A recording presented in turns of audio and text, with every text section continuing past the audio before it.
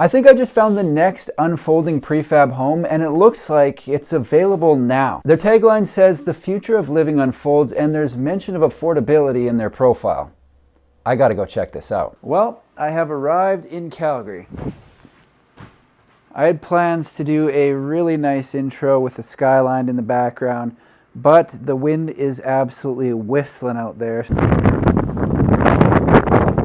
So this is what you got. The reason I'm in Calgary is to check out a company that, like I mentioned, is building homes that unfold. Gotta love it. So I'm gonna stop by the factory that they just took possession of 4 weeks ago and see a home that's in construction. And then I'm going about an hour south to see their prototype, the very first home that they built. And trust me when I tell you, you do not want to miss the interior of this home. There's a lot to see, and this is a short video, so let's get to it. Today I am at Seed Homes, and behind me is the third unit to come out of this factory. This home is 27 feet wide by just over 40 feet long, and believe it or not, it'll actually fold up so it can ship down the highway at 10 feet wide. Today, I'm gonna talk to their CEO, learn more about where the company started and where they're going. So yeah, let's check it out. All right, I am here with Steve. He is the CEO of Seed Homes, and we are standing in front of what is gonna be the third unit out of this factory. Got a lot of questions. Okay. I guess I'll start with, how did you get into this? So we've been building industrial buildings for a long time. Okay. Some of the group, we've been together for 20 years and building compressor stations and data centers and so on and so forth. Some of us even worked on some NASA projects as well, and some very cool stuff. Somebody said to me one day, "Could you build a house?" And I said, "Geez, I don't know whether I could build a house," but we seem to have built everything else. Right. So over Christmas between 2022 and 2023, I started to noodle this design, and it has changed very little from those whiteboard drawings. Interesting. So how it works, if you think about a book and it's all closed up, and that book has all of your utilities in it, your plumbing, your electrical, and everything is all running into that center corridor, what we call the utility corridor. Okay. And then we unfold that book. These ship, they're only 10 feet wide. Okay, so looking at this one here, you'd have the utility corridor running down the middle. And then what's folding? Like, what's all happening? So this is the utility corridor here. You can see there's kind of a seam right at the top there. Okay. So there's about 6-7 feet right here. So what happens is these walls will come down. Okay. The long wall on the other side will come down as well. And then this whole thing will fold up and be basically locked in to the utility corridor. We do the same for the other side. Okay. And no oversized loads. So when this gets to the site, it's folded up 10 feet wide. What has to happen before someone can move into it?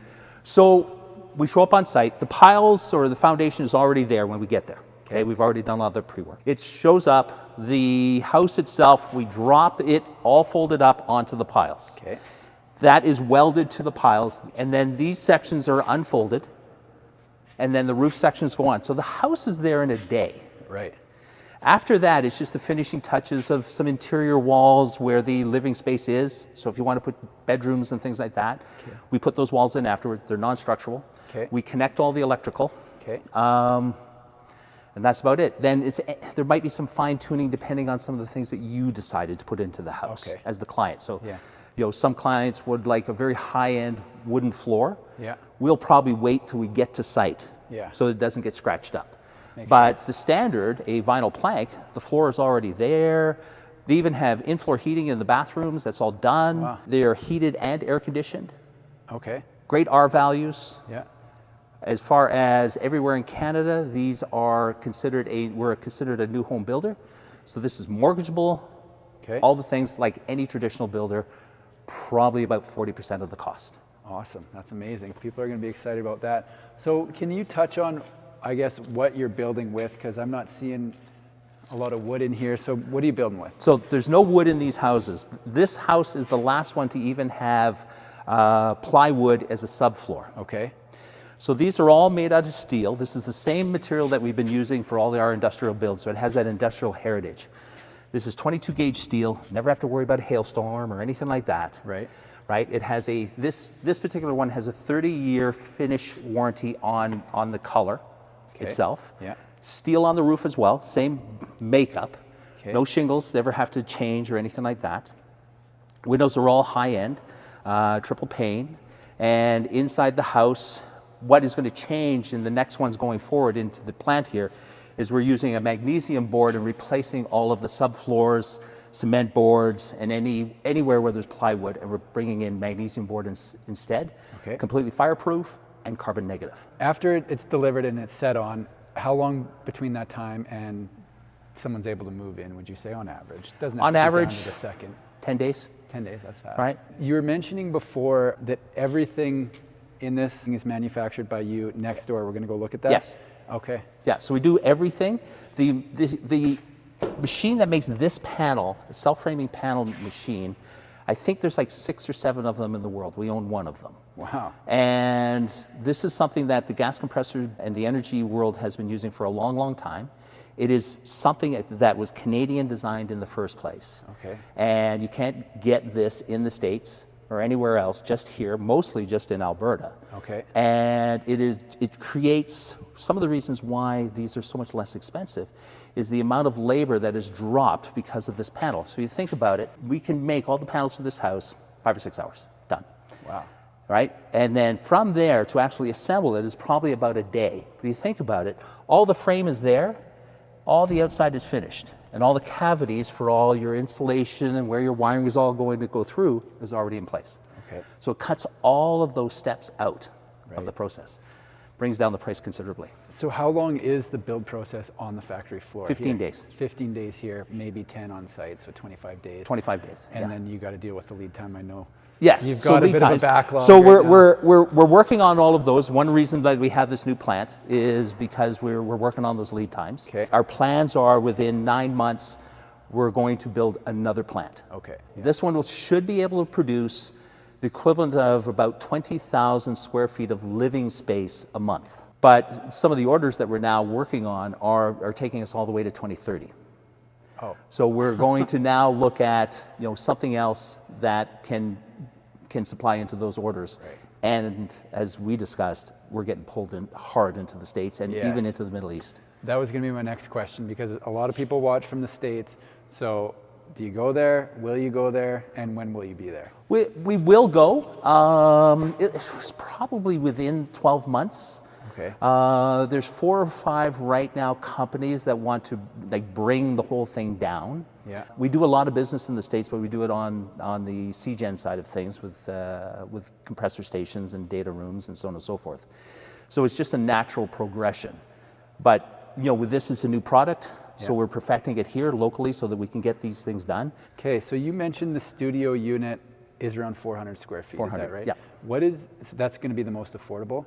Yes. And what's the price on that one? It is just shy of 80,000. 80,000 Yes. Canadian dollars? Yes. And does that include shipping?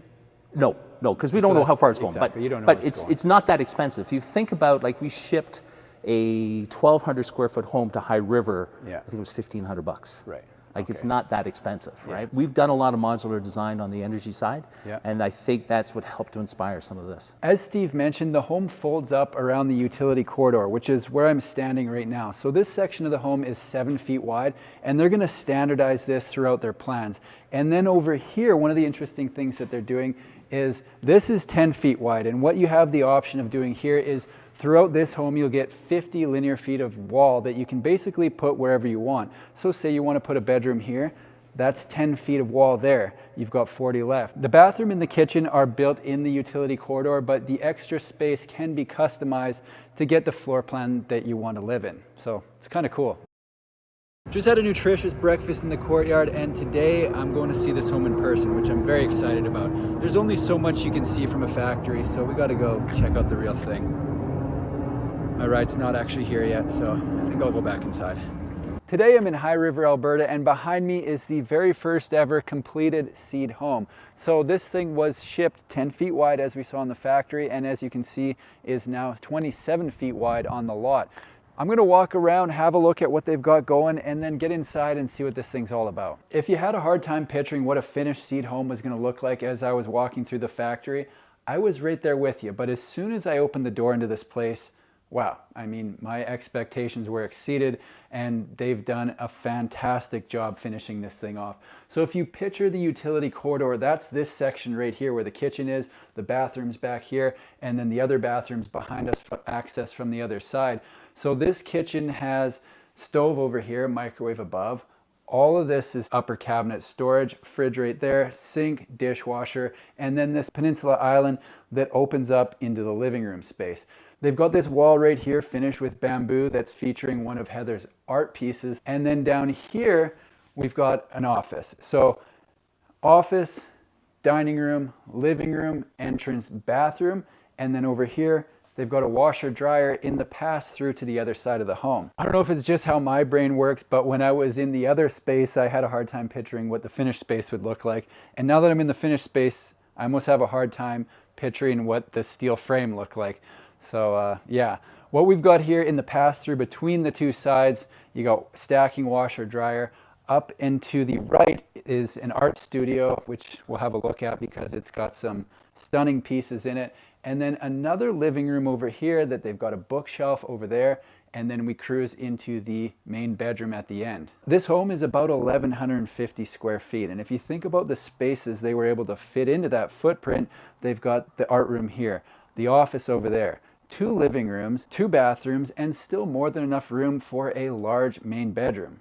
Pretty impressive. It feels bigger than 1,150 square feet. I'll be perfectly honest, I don't know much about art, but Russell and Heather have their studio in here and they've got some really cool pieces. So I'll put a link to their website below just in case something's jumping out at you. They've got this dog here with the snowboard goggles. That's probably the one that I would go with.